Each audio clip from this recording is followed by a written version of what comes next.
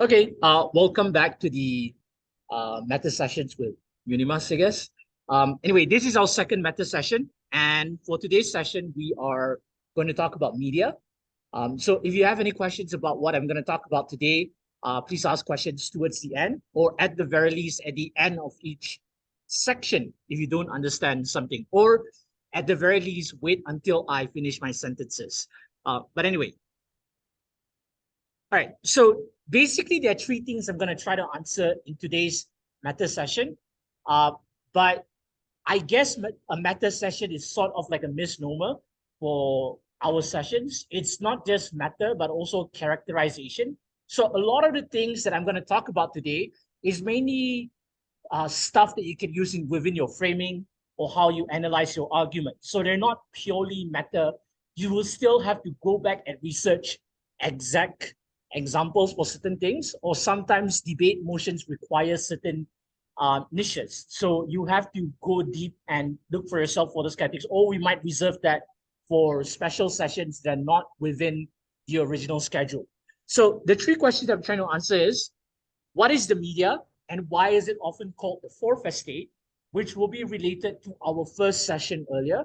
And number two, I'm going to talk about what is media impartiality and how we navigate around it. And lastly, we're going to talk about what are the things that might affect how we view media, or how media might actually be biased in some sense, or how do we navigate around that bias, whether that bias is actually good or bad. That's a whole different question. But anyway, now when we say media, it's a really vague term, but basically it encompasses every single thing where we store, sorry, every single place where we store any form of information or communication that you use to make any form of decision. So if you watch the news and you make decisions based on the news is a form of a media. So when you watch television, you watch movies, that is also a form of media. So it can range between news, advertising, movies, everything in between. All of that is media. All of that. As long as there is some information stored into it and then you use that to make decisions, that is media. So if you were to imagine any form of information that you've used in your life, and whatever that stores that information and use that to make decisions, that is a form of media. Okay, so when people talk about like media, when it comes to news, that is normally referred to as mass media because it's intended to reach a large audience rather than a small group of people instead. So a huge chunk of what we're going to talk today is going to be about mass media in itself. So I'm not so sure if there are any media students here, but basically we're going to talk about traditional media or traditional public and broadcast media for today. We're going to talk about online media in a separate class because there are a lot of other issues that are related to online media, digital media, social media. That's a whole different class, not this one. So we're going to talk about media in general. But before I move on, you guys have any idea what is going on in the pictures here?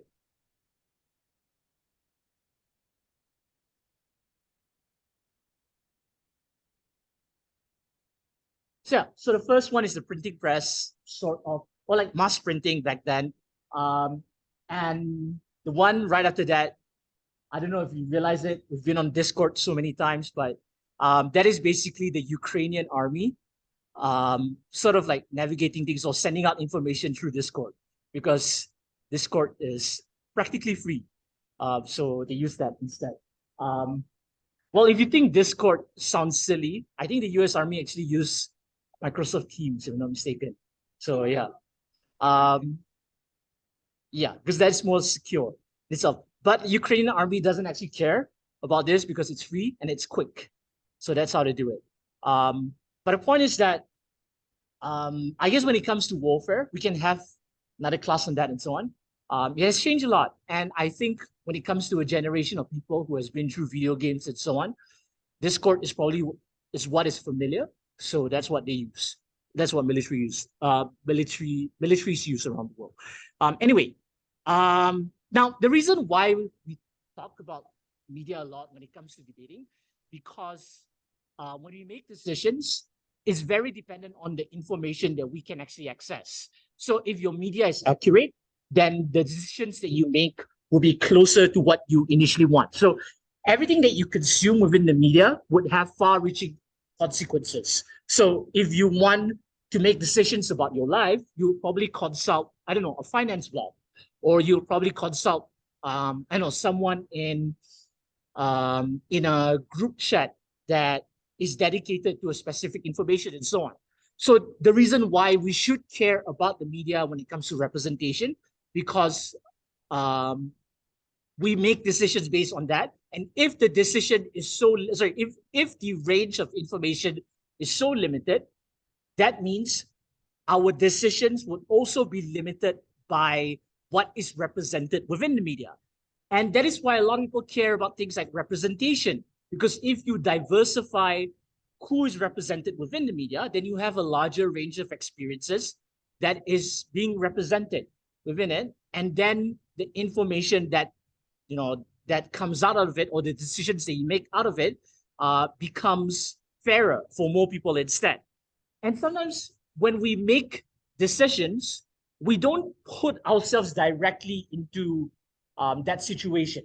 We might go through the media to experience something first.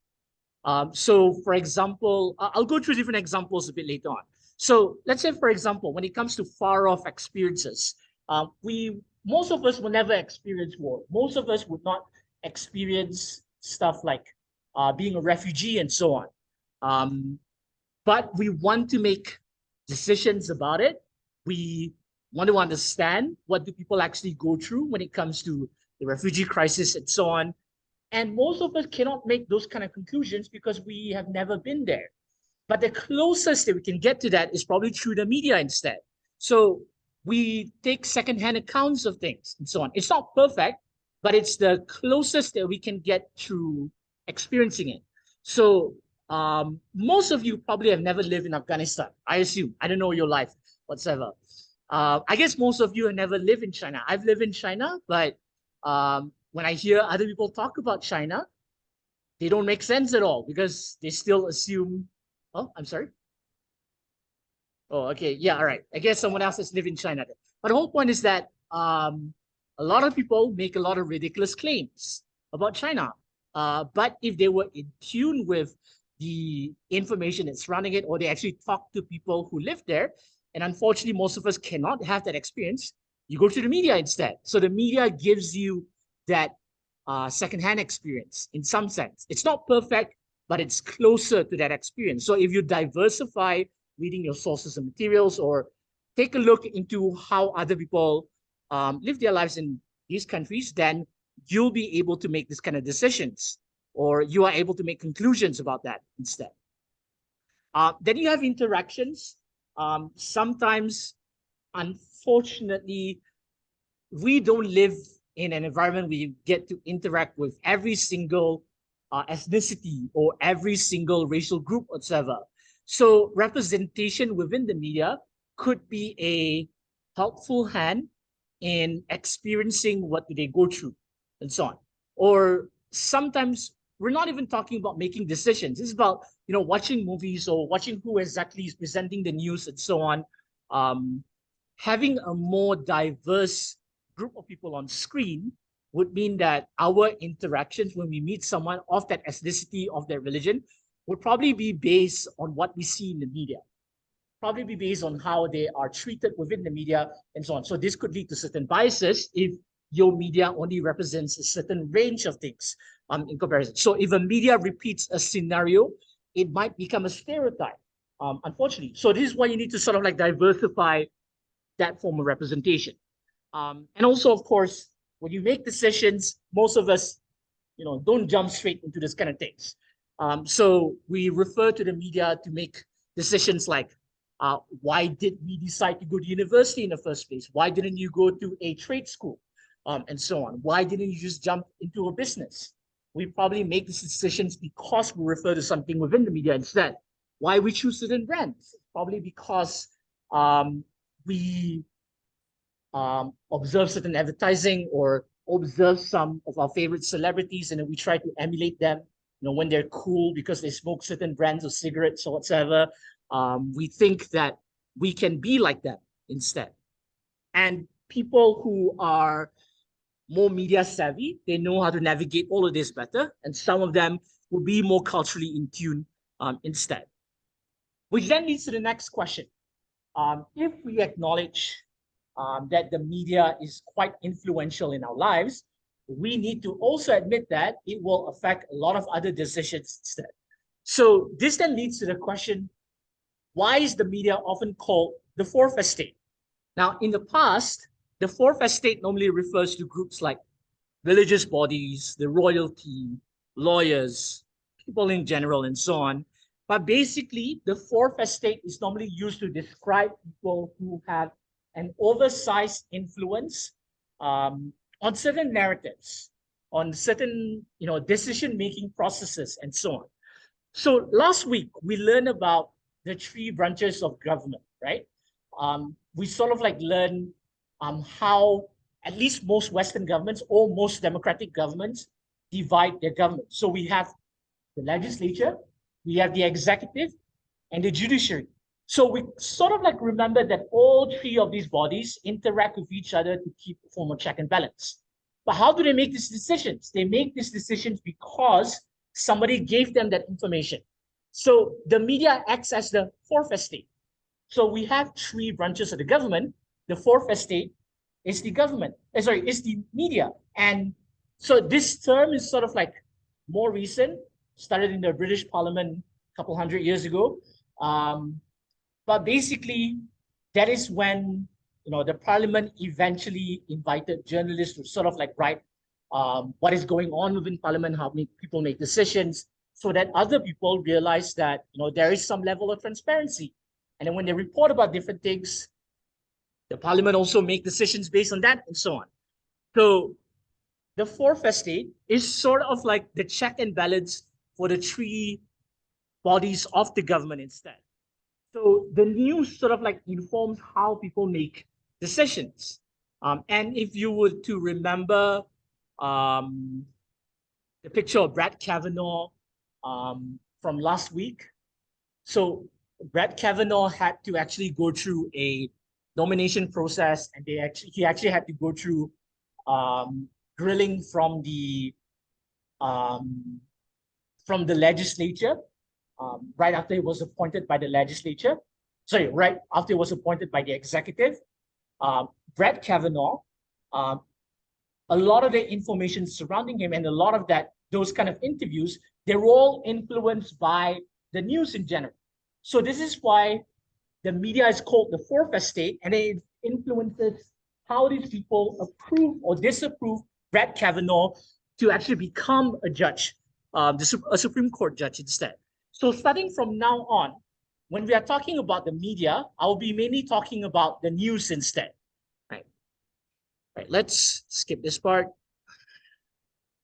You can always go back and check out the slides anyway. Now, if we were to admit that the media has a lot of influence when it comes to the government and is treated as if it's the fourth estate, we must then ask ourselves, can we trust the media if we were to make decisions, if we were to vote for someone else instead? And this is where, it leads to the second part of our class here. So can we trust the media?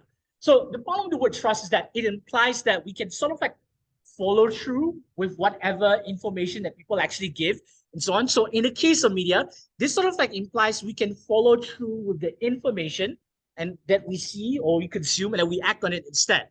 So the better question is not to ask whether we can trust the media. It's about whether we can sort of like sift through the media and find information that is useful for us to make certain decisions instead. So rather than trusting the media, it's better for you to become literate when it comes to looking through information and navigate through the amount of information that you might actually experience instead. So in order for you to go through this, or in order for you to have some kind of media literacy, we're going to explore media impartiality. We're going to talk about it first, and then we're going to talk about media bias on the sort of like the third part of our class today. All right. So what exactly is media impartiality?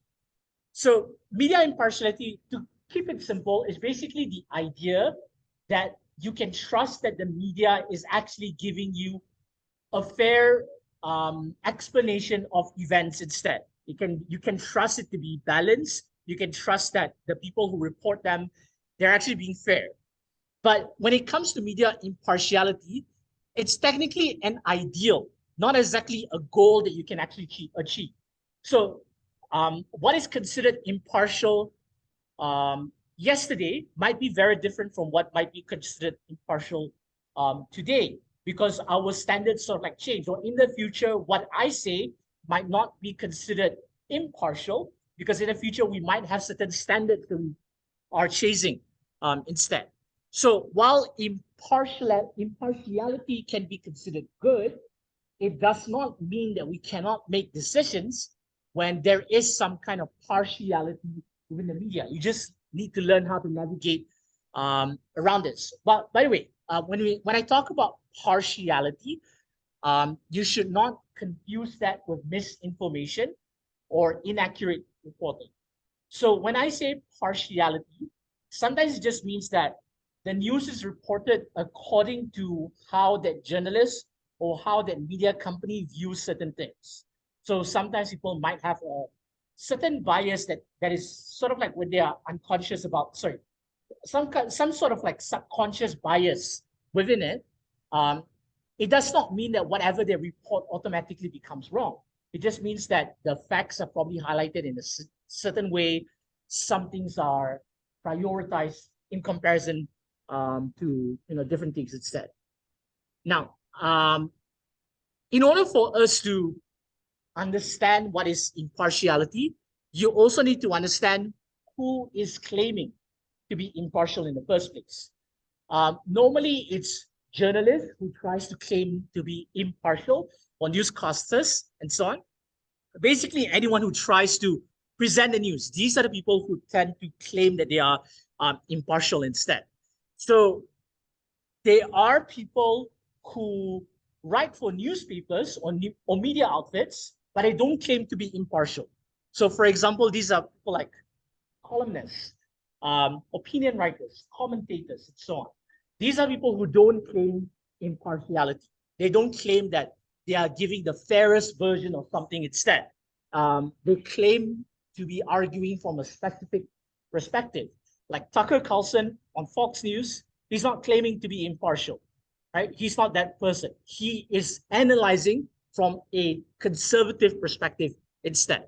So it depends on your political leanings, but these people who are commentating and not claiming to be impartial, they are trying to analyze something, and sometimes their analysis can be useful.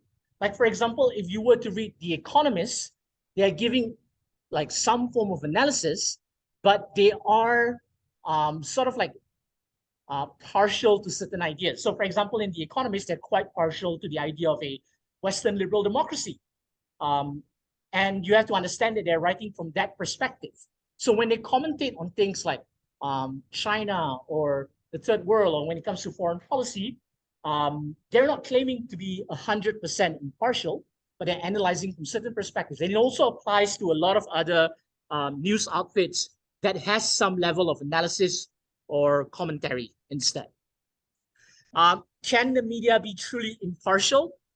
This way, I can insert that meme, yes, but actually no. All right.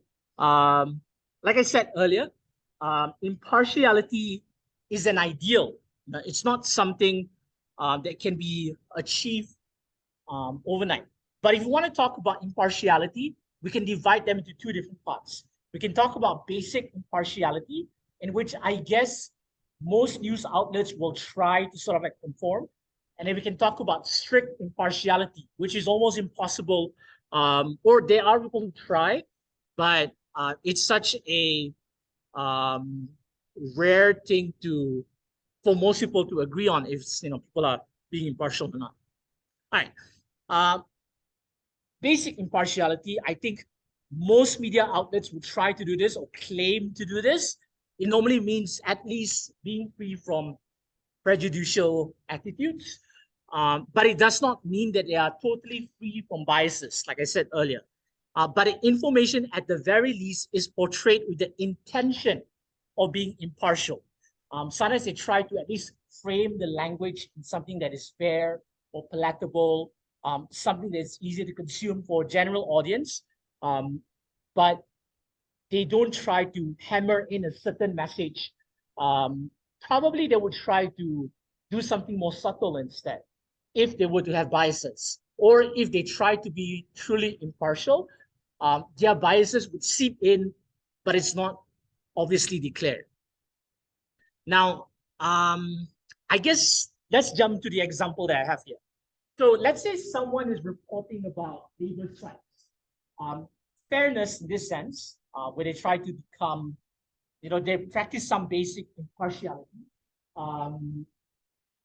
Maybe someone who is impartial would at least try to get a quote from the organizers, at least try to talk to people. I guess if we were to talk about a recent example, would probably be this claim that doctors were supposed to go on strike from the 3rd until today or something, and they tried to at least talk to the people who were involved. At the very least, they tried to ask them, why do they want to actually have this strike? Whether they answer or not is a whole different question, but the attempt to be fair, that is some level of impartiality. Probably that journalists might ask a company rep what exactly is going on or why they are on strike, whatsoever. Do they publish responses to each other's quote and so on? Do they at least try to get some kind of feedback before they publish these kind of things? So that is some kind of fairness that journalists actually try to achieve when it comes to basic impartiality. Now, again, this does not mean the media outfit is free from any form of influences, but at the very least, they put in effort to show that they are impartial. On the other hand, you have strict impartiality. It's very rare that media companies claim to have strict impartiality, and it's very rare for them to eventually achieve it. So very few news agencies are considered to be strictly impartial. Right. Let's take a look at this chart from @Pointers. There's actually an interactive chart on their website, AD space FOENTES. But this is what they at least try. I disagree with parts of it, but this is an example of where media bias or media partisan could actually. So at least according to this website and this media agency, Reuters is considered to be a media source that practices strict impartiality. AP News and so on. At least they try to do so. And I guess that's the closest we could get to media outfits achieving that media impartiality. And then when you get down and then you can see who exactly is less trustworthy, at least according to this site. I'm not so sure if you can actually see all the different parts of it. So try to look for any media companies you're surprised to see be considered partial or impartial. Yeah, Vox. I would actually consider that. They try to be impartial, but if Vox, so the backbone of Vox is that they're trying to do what they call explanatory journalism. But if you want to explain the news, unfortunately, there will be some kind of biases on how you frame certain things. They try to be fair. I would admit that Vox is probably one of the fairer ones when they try to frame different things. So on. It's probably like better standard, but they're not exactly like Reuters. Reuters doesn't even try to explain stuff. I don't think that they have like an opinion column. I'm not so sure. Somebody fact check me on that. But they're the closest to strict impartiality. You can go back and check this website, or after you get the slides, you can go check all these different media outlets. I disagree with some of them because I disagree with some of the methodology. I think I saw like, okay, I was about to complain about WSJ, Wall Street Journal. I would push it closer to the right because they're very business centric and so on. But they know how to use language that's palatable. So they know how to use language that sounds a bit friendly, even though they're very, very business centric in that sense. I'm sorry? I'm sorry, what? Yeah, so it's a very American thing because I guess from the perspective of Americans, CNN, I guess, skews left because they have a really warped sense of left and right in the United States. Again, this is a very um, American centric chart. Oh yeah, by the way, if you just walk through the hall and you're wondering why I'm holding this mic, you don't hear anything. It's because I'm recording this. But, yeah, so personally, I wouldn't put Huffington Post that high up. It's weird. Uh,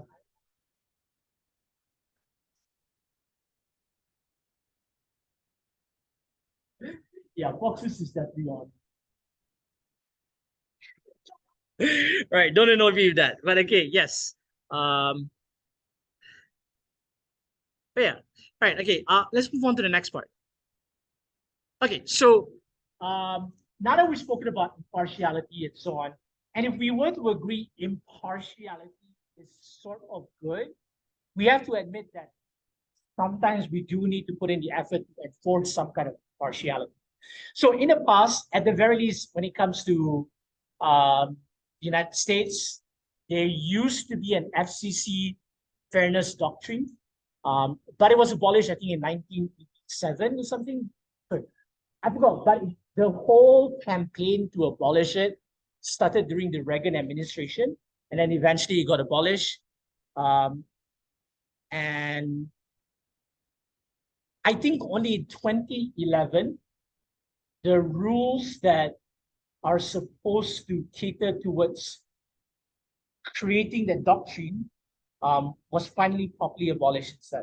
But the logic that they had was that if you demand some kind of impartiality, or at the very least, the demands that the FCC fairness doctrines ask for, you sort of like limit what quote unquote journalists are able to do. And it kind of harms the ability for people to express opinions within the media. So personally, I don't think it was a good thing that the FCC fairness doctrine was removed. But there are some people who argue that this sort of like allowed more analysis-based media to exist. But you also have to admit when the fairness doctrine was abolished, that was where there was a rise in conservative talk radio. And then eventually it got on a national level. Before that, you had people like Rush Limbaugh who operated within small pockets of America. But then because of the removal of the FCC fairness doctrine, he was then able to go on a national level instead. But anyway, it was abolished in the 80s.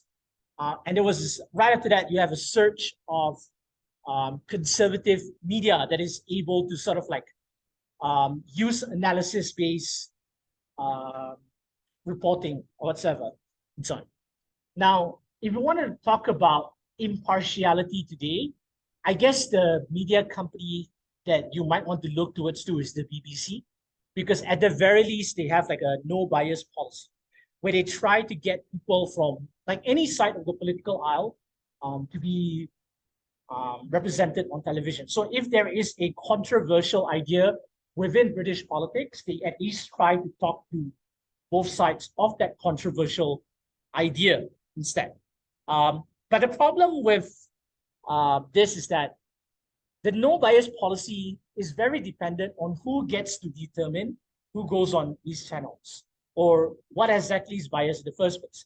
So being the head of BBC is a very politicized role because it allows people to claim that they represent a perspective that is not represented within mainstream media. You eventually need to put in money or call in our people to be part of it instead. So again, like I said, it politicizes the editorial positions in the BBC. But then this leads to the question, do we eventually want impartiality? So like what I said earlier, yes, but actually no. In a sense that sometimes there is some good when it comes to partisanship or partiality. So just because something is partisan or something is there is some form of partiality, it does not mean that they are not able to present facts. So partisan media can still present facts. So you can see here, this Jacobin, that's very left. You have the National Review, super conservative on the right, and so on. They're all analysis based. They all have opinions that they want to get through, and they want to push these opinions. But it does not mean that they are talking about all of whatever they're talking about without evidence or without the right facts. So partisan media can still present facts, but it's coded with opinions, or it is framed in a certain way instead. And I guess when it comes to debating, that's practically what you're doing. You are still conveying facts, but you are still framing things in a certain way. So this is where partisan media can actually be quite useful. When you read them, you learn how they frame certain issues. I'm not saying that you should stop reading CNN or whatsoever. I'm just saying that sometimes learning how people frame ideas can be helpful if you want to push a moral position instead. So again, the status of impartiality is often in flux. And sometimes you don't want the media to be fully impartial. Sometimes people question, if Trump were to say something racist, right? And the news media is supposed to report that. If the media reports it as it is, would you consider that impartial?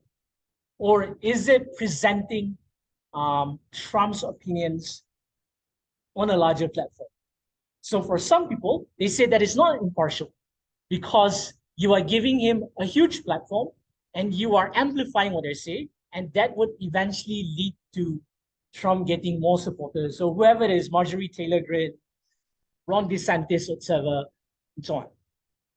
But other people argue that if these people were to spout nonsense on a platform, not fact-checking them is being partial, because you are allowing these people, like I said, to have a platform and so on. And if you fact-check them, that is actually impartiality. But there are other people who would say that that fact-checking is being partial because you are directly attacking those ideas. So this is the problem when it comes to impartiality. Up to what point are you actually being partial or impartial if you are inserting yourself into the story? Personally, I think that if you were to fact check someone, you're actually being impartial. But I understand why some people might say that my fact checking or how I insert myself into that story leads to partiality and partisanship. And there are a lot of people who might get angry because of that. And I understand where they're coming from it. Okay. So here are some arguments that you could use to explain why partisan media can sometimes be useful. Like I said, first of all, you can analyze or explain events from our personal political beliefs. So let's say if I were to be a conservative and I want to read arguments or analysis that supports my view, and I will probably read conservative media that is able to articulate all this kind of things. The same case if I were to be a leftist, I will probably read Jacobin, current affairs, and so on. And all of that would help me articulate my views, because sometimes we cannot figure out what are the right arguments, but we know we have a moral position. So all this partisan media helps channel that, helps figure out the different layers of analysis that eventually helps us go through this. Sometimes you need someone who understands our political views to explain the impact of events. Or there are times where you want to understand why certain events happen, but you don't want to hear it from Tucker Carlson. Even if Tucker Carlson were to be able to provide something that's fair, I just don't like the idea of being culturally associated surrounding a person like him. So I might want to look for partisan media that could explain things fairly. Maybe I will go on Vox with their explanatory journalism instead. And then I will be able to get someone to explain things from my perspective or get what is my understanding of the world and explain according to that framework instead. And then you'll be able to explain it to other people and talk about it, I know, in your debate motions or whatsoever. But after that, you could also say that at the very least, when you consume partisan media, you are able to disassociate yourself from people you don't like. So when you are consuming something, sometimes you run the risk of consuming media written by people who may have subtle ways to argue about something. And they are able to quote certain language that might be harmful. Let's take, for example, if you are an environmentalist, right? And then if you were to read other media that's related to environmentalism, there's a possibility someone might say that overpopulation is bad. We need to make sure that the third world has less babies and so on, so that we can protect the environment. So for an environmentalist who listens to that without and consuming media that's uncritically, you might sound as if that, well, this is good for the environment. But the reality is, it is coded language to say that the third world is having too many babies and people who are not of my class or culture should die. So if you were to consume media that's closer to what you are living, like whatever your framework of life is and so on, at the very least, you won't be attracted or you won't consume that information. And if someone makes that argument, you know that person is coming from an ideology or framework that you disagree with. So you won't buy into the quote unquote environmental argument. And if you buy a partisan media, they know how to point that out instead. So this is where partisan media can be helpful. So the media might be biased, but it's a bias that is helpful, that allows you to navigate through whatever you believe in instead. And also, the opposite is also true. When someone talks about his horrible views, you can understand where they're coming from. So as much as I don't believe in what Fox News has to say, but sometimes I do go and look up at reason.com and see how libertarians defend something and understand their logic, where they're coming from. And at the very least, I can try to sort of like figure out what do I exactly want. Sometimes people are arguing in good faith, so I might want to check that out instead. And so on, right? So the other problem with impartiality is that you might need false balance. So what exactly is false balance? There are a lot of issues in this world where technically we shouldn't have two sides. We shouldn't have a debate. But some people, when they chase impartiality, they accidentally give platforms, or there are bad faith actors that use impartiality. They use these platforms to bring people who are in indefensible positions and give them a platform. So for example, things like climate change denialism. When you look at the science, most people agree with it. Like 99% of scientists, that's the quote, 99% of scientists agree that climate change is real. But you have that annoying 1% being on television all the time. You have people who disagree with it, and it creates a false balance. And they're always arguing against people like Bill Nye, whatsoever. And then it looks as if there is a constant debate. So there is a false balance thing. So when people turn on CNN and they see all of these debates, whatsoever, or they turn on all these websites and look at all of these debates, they think that, oh, there's two sides to every single story. But the reality is that there is no two sides for it. So media companies, sometimes they try to buy into the impartiality. They give platforms to people instead, people who don't deserve that platforms. So this is why a lot of people argue that when CNN was bringing, defenders of Trump on television all the time, that is not good for media consumption, because it makes it look as if that the ideas that Trump has is normal, when the reality is that it's a really small. There's a reason why he loses the majority.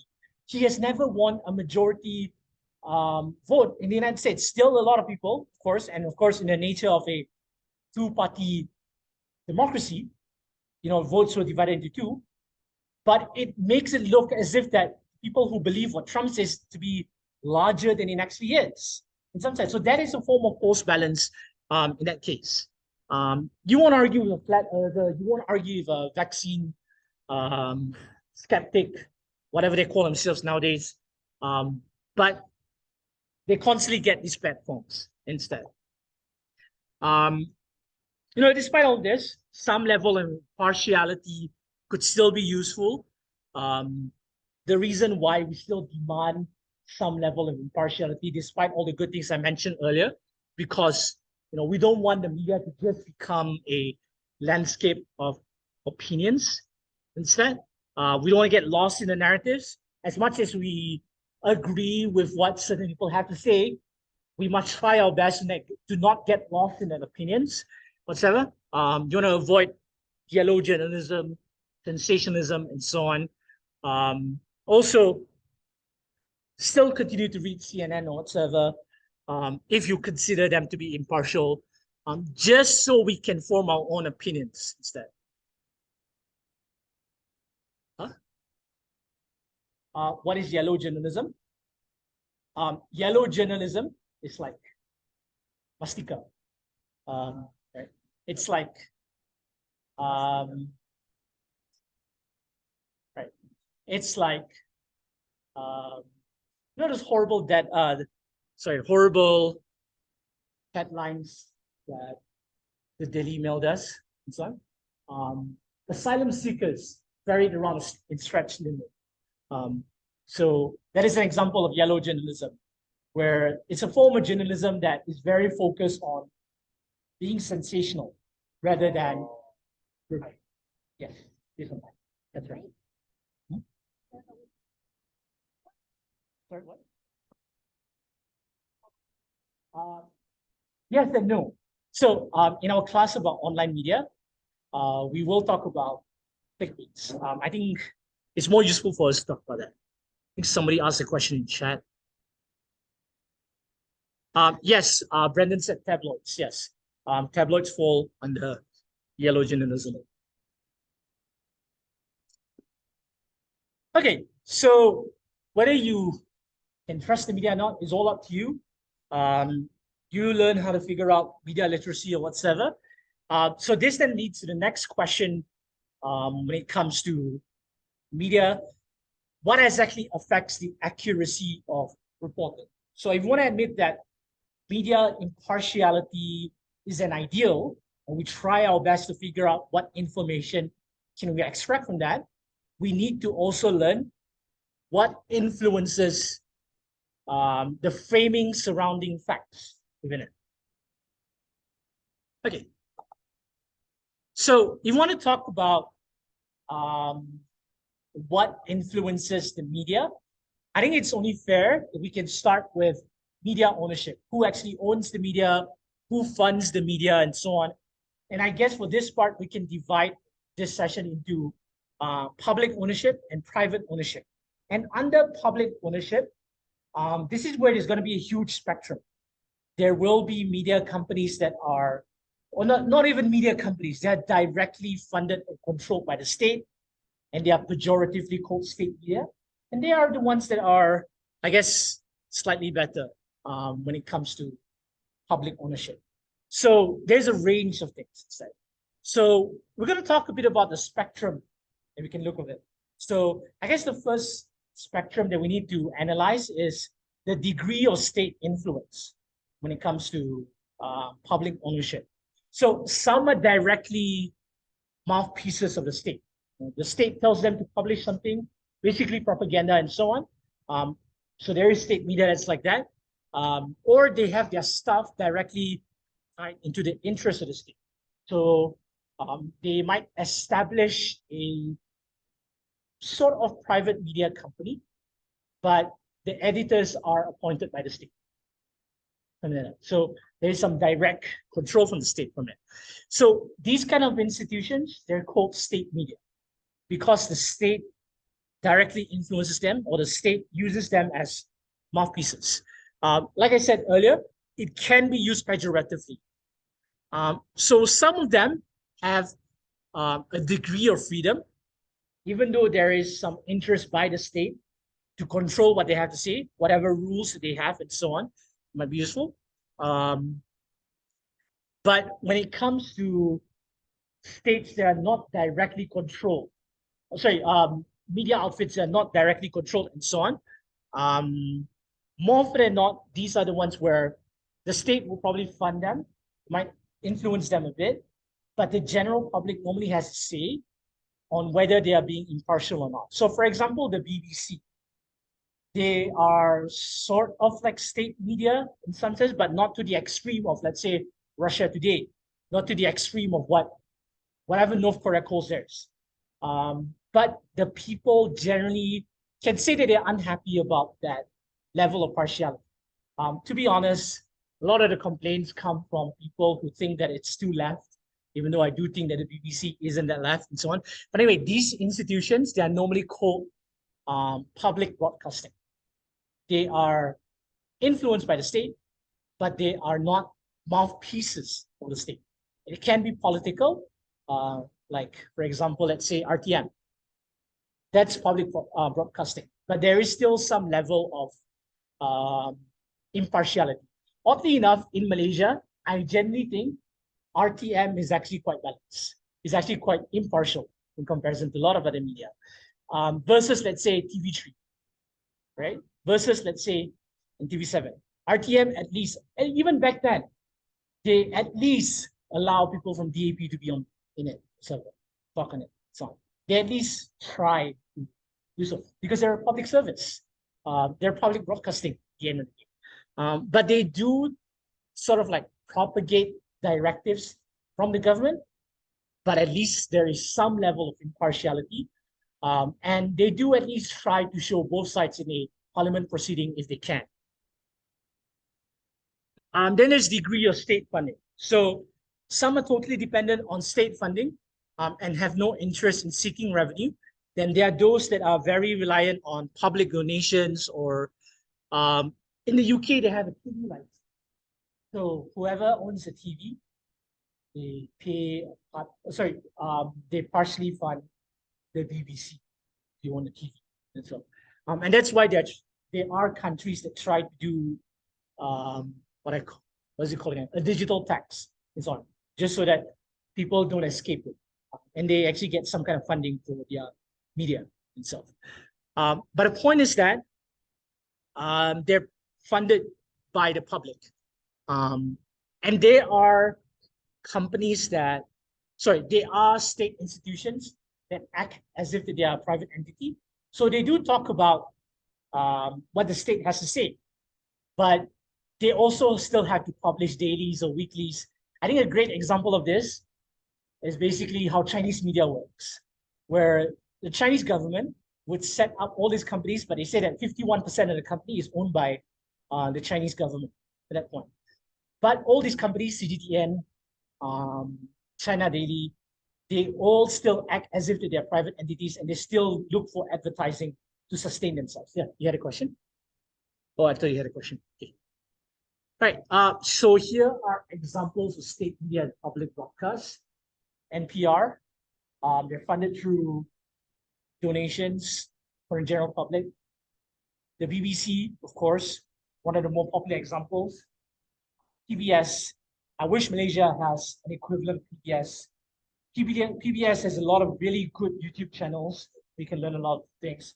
I love PBS Origins, some of that, Eons, so on.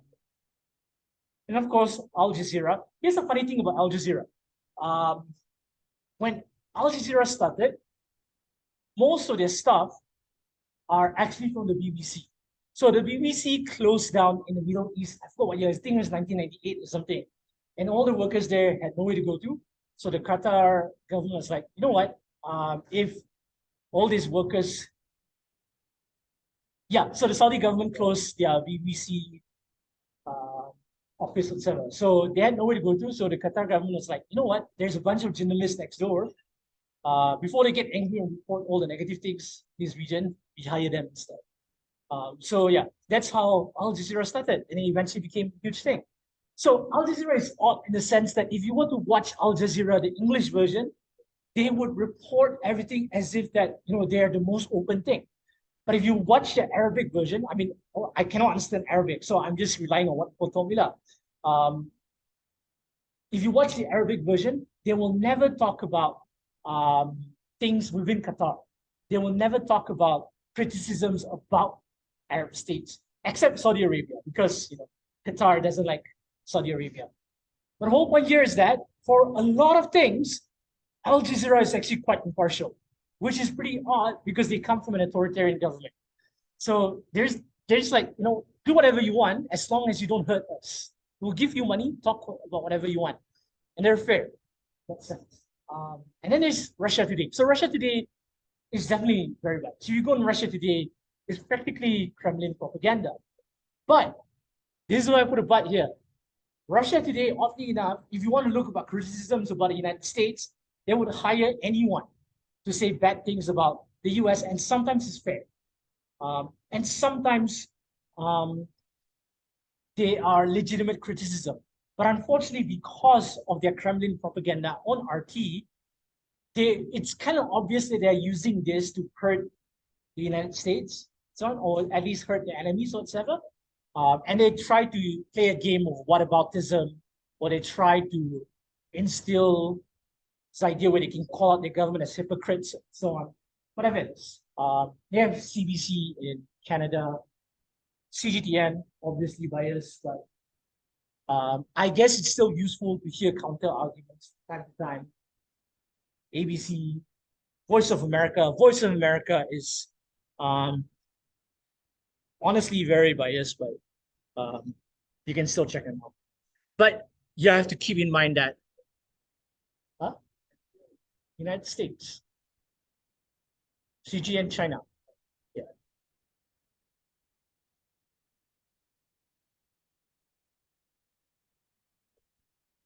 Oh yeah.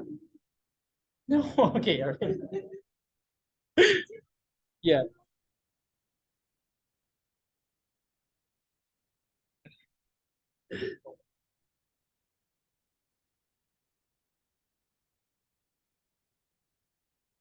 Okay, yeah. Well, at least you've heard of NPR. Okay, so why should be aware of state media regard? Despite all the things that I mentioned about that. So the thing about state media, even if they try to be fair, is that their existence is very dependent on whoever funds them. Um, like I said, Al Jazeera, even though they are fair on a lot of things when it comes to Western uh, issues, they will still not talk about the Qatari government. Or if they were to talk about it, they are defending the Qatari government. Or they would limit it to their English side.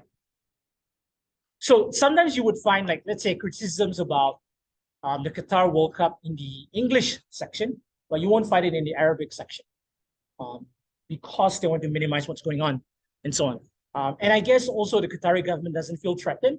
But the whole point here is that their existence is very dependent on the state, what the state wants to say about that. And they would always try to portray the state in the most positive light possible. So taken to its extreme, you could probably imagine regimes like North Korea or Iran and so on doing all of this.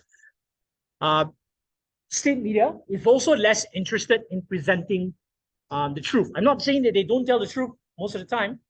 They probably tell the truth, but it's often quoted in whatever framing that they want to give, their ideological framing, and they might not give an inch to their ideological opponents, whatever, because they are more interested in presenting the perspective of the state over anything else.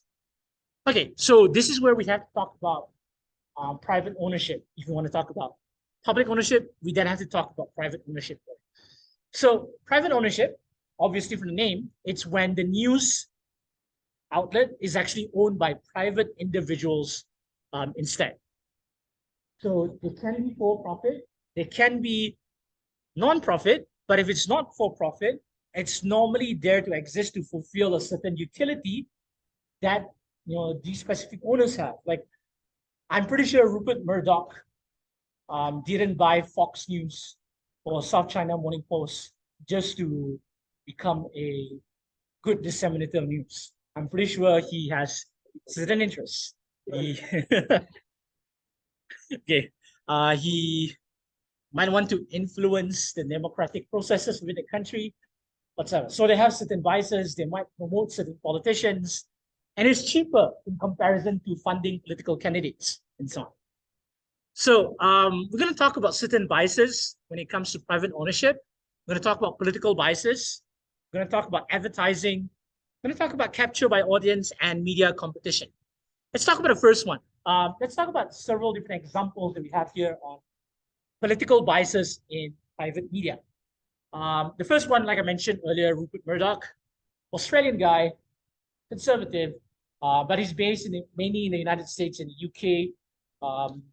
So in the US, he owns Fox, and he sometimes has some kind of editorial control of it. Okay. I think Fox is being sued by, of course, the name is company Dominion something, whatever. So that company Dominion, I think they provide voting machines in the US, and they're trying to sue Fox News for defamation or something. And Rupert Murdoch is going to be called in, or has he been called in? I'm not so sure. Fact check me on that. But he is going to be called in, I think, to clarify if he had a say in how Fox News defamed them, and so on. But anyway, the news outlets that he owns would either be biased to the right, or would focus on free market principles, and so on. Sometimes he would sort of like not control everything. I'm pretty sure he doesn't micromanage, but of course there is a filtering system from it instead. Yeah, so he owns Fox News, and I think he owns Sky News in the UK. Again, double check me on that. I think he owns Sky News, but Google that. And then you have the Washington Post that is owned by Jeff Bezos. So the Washington Post, at the very least, doesn't have a negative reputation when it comes to social conservatism. At the very least, they try to be center left on a lot of social issues. But you might realize that the Washington Post has never criticized Jeff Bezos, even though you have other news outlets directly criticizing him. You even have columnists writing in favor of Jeff Bezos on the Washington Post and so on. So they are very rarely critical about Amazon. And then they have some level of underreporting when it comes to bad treatment of workers in their warehouses. All the information about the overworking of workers in warehouses or where they have to pee into bottles, they did not come from the Washington Post. They have to check out other news outlets. The Washington Post would rarely talk about these kind of things and so on. I'm pretty sure they've even spoken positively about his obscene-looking rocket. I don't know if you've seen it. Blue Origins. Obscene-looking rocket. You can Google it. So, yeah, basically, I will get demonetized on YouTube if I were to describe his rocket. Okay.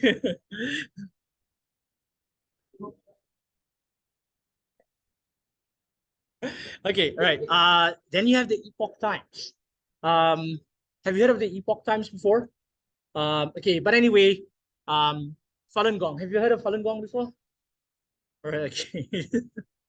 All right, so yeah, I guess you could say that Falun Gong is a cult. I generally think it's a cult, but they consider themselves to be a new religious movement. But they own a newspaper, the Epoch Times. So the Epoch Times, they do fund a lot of anti-China propaganda. But at the same time, a lot of people who work at the Epoch Times are Chinese themselves, but they believe in Falun Gong, which to me is a cult. Yeah, so there are some channels on YouTube that try to look impartial. Like, for example, China Uncensored, I think is owned by Yutang Dynasty. So But anyway, they um, they have huge influence when it comes to anti-Chinese, anti-communist propaganda on the internet, whatsoever. Do you know who Steve Bannon? Have you heard of Steve Bannon before? So Steve Bannon used to be a strategist for um, Trump, and Steve Bannon at one point worked with the Epoch Times. Uh, I forgot what's the name of the billionaire that he used to work with. Uh, I remember his Chinese name is Guo something. I forgot what is. He has an English name. I forgot what is it. But Steve Bannon said they have a lot of money. Just say anything, they would approve the budget, and they would just write or just do whatever wild pro-Trump campaign that they can, and so on. And to a certain extent, they do practice yellow journalism, sensationalism, sometimes even outright misinformation, and they have been a huge proponent of the idea that COVID-19 was a manufactured virus whatsoever. Yeah, so they're a huge, I wouldn't say benefactor, but they're one of the people who push it outright, and they are heavy proponents of Trump, you know. Okay, so let's take a look at this examples of advertising influencing media. But basically, let's keep it simple. YouTube has a lot of advertisers, and they want to attract advertisers. So what they do is that they control what can be spoken on YouTube. So this is where you have issues where things get demonetized because they know that advertisers don't want to put their ads in front of videos about, let's say, the war in Ukraine. There are good and bad things about this. This is how you filter a lot of, I guess, misogynistic content from being monetized. But it also means it's really hard for you to talk about serious issues on YouTube. This is why more serious YouTubers have to look for other platforms because they cannot make money. So they make money through Patreon. But the problem with Patreon at the end of the day is that it is basically the modern equivalent of me taking a hat, passing it around. And it's very dependent on whether people want to give you money instead. So it's kind of hard for people to look for a living if they want to talk about serious stuff. And then you have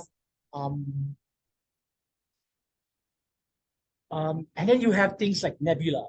But I guess Nebula is better in some sense, subscription, but you have to convince a lot of people. But then you are just creating another service, which a lot of people cannot be a part of, and so on. Or I guess it can be on Substack and so on, whatever it is. But the whole point here is that when it comes to subscription, and I think we will have a whole other discussion about this subscription, is that it's unreliable. It's really hard to make money unless you are a really popular person. That's why not all journalists go on Substack or YouTube.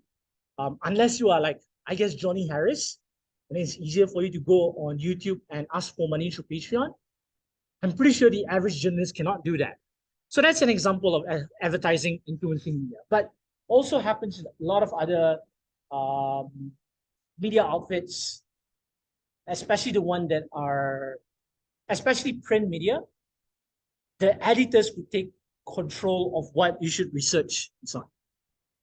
And then you have the issue of audience capture and competition. And I think this is interesting. And this just shows how wild right-wing media is. So I don't know if people notice it, but Fox News originally was not on board with Trump because Trump to them destroys the establishment within the Republican Party. It was only eventually when they realized that, well, if they're not going to talk about Trump, if they're not covering Trump in a positive light, Trump will call them fake news. Trump would hate on them, just like how he hates on CNN. So eventually they decided to jump on the Trump train because they realized that the audience wants Trump, which is kind of ironic because Fox News did push a lot of people into that right-wing direction. And then at one point, you had other news outlets like Newsmax or OAN, One America Network, that is even further right. And they're trying to compete with Fox. And this is where OAN managed to capture a huge audience because they realized that Fox isn't, oddly enough, right enough. Um, and this is where Tucker Carlson realized that if he does not repeat the claims that Trump made, like, for example, voter fraud, etc., their audience base are going to run to OAN and they're going to lose advertising revenue. So this is where they double down on whatever they have instead. And that's how private media can be captured by the audience, and how they handle competition eventually pushes them into that direction. Okay, so I'll go through this quickly. I think this is one of the two last slides. Other factors that could influence reporting. You have follow media cycles where they try to feed as much information that they can, even though that information is not verified. I think a good example of this would be how CNN covered MH370. That is the worst example of 24 hours news channels screwing up, where they would just interview anyone with a theory that MH370 disappeared because an American CIA agent hijacked the plane and took them to Diego Garcia, whatever nonsense it is, and went through all that cycle. And it's really horrible for people who have family members on Spain. So every time they turn on the television, new dumb theory. There's a black hole or something. I don't know, whatever it is. But because they need to have things on TV all the time, they have to put up something. So this sort of like affects news reporting. They have limited attention span. So they have to do clickbaits like what Cass said here. And sometimes they have to do sensationalized reporting that doesn't have all the information that's needed. And then you have resource constraints. When media is no longer as large of a business, they don't have enough resource. So they have to go into the direction of what editors want, what is journalists want, but there's no money in investigative content at this point. And even when there's investigative content, they need to make it look cool or sound cool in that sense. Just like, for example, Vice News at one point managed to brand themselves as the source of news for hipsters, etc. And then they were able to do investigative content, investigative journalism in that sense. Even then, Vice does a lot of sensationalized reporting. Okay, so early on when we spoke about state influence, state influence does not stop at state media. The state does influence private media, but in other more subtle ways instead. So for example, if you need experts to commentate on something, this is where you probably need to talk to someone within the State Department, or the gatekeep who is able to talk about this kind of things. Or you need to talk to them and invite them to the show, or else you won't be able to access something else. So let's say, for example, I have an interest in covering, let's say, what is the White House going to do about environmentalism? Oh, so environmental issues. They will probably say that, well, I'm going to give you access to this, and I will let you talk to the EPA, whatever, but you have to let us talk about our viewpoints. Or you want to talk about the Iraq War, you have to talk to someone from the State Department about this instead. So that's how they eventually influence things also. So yeah, a lot of this expertise is kept by state officials. But then you have the issue of the political climate. So if something gets repeated within that political cycle, these media companies eventually have to cover it at the end of it. So if whatever Dan Crenshaw talks about when it comes to TikTok, because they say that China is going to control TikTok and get data from the United States, whatsoever, they eventually have to talk about it, even if they think it's nonsense, because everyone is talking about it. There's a sense of FOMO. So this is how the state gets to influence the media, even if they don't own the media. And then you have a lot of think tanks. And a lot of people within these think tanks are government experts, or they used to work with the government. They used to work in NATO or whatever, get into it, and they have a lot of lobbying power. And when it comes to think tanks, it's easier for them to portray themselves as if they are experts or as if they are neutral, and then that's how they eventually get all this influence instead. And then you have state influence when it comes to training, whatever institutional knowledge that you have, and so on. But at the very least, state influence isn't as direct when it comes to private media. Examples of private media, I think most media is private. I guess examples here. Hopefully, most of you know what are they? CNN, Fox News, Sky, Bloomberg, Wall Street Journal, South China Morning Post, and so on. Okay, regardless of all of that, why is private media still appealing? Again, state influence isn't as overt. If you were to own media today, you can still say no to certain people. It is still a form of check and balance at the very least. The whole thing about a fourth estate. And then here's the interesting thing about if you're a private media. You can get into niche interests that will never be funded or people have no interest on. Think about interest-based media outfits like IGN, Wired, whatsoever.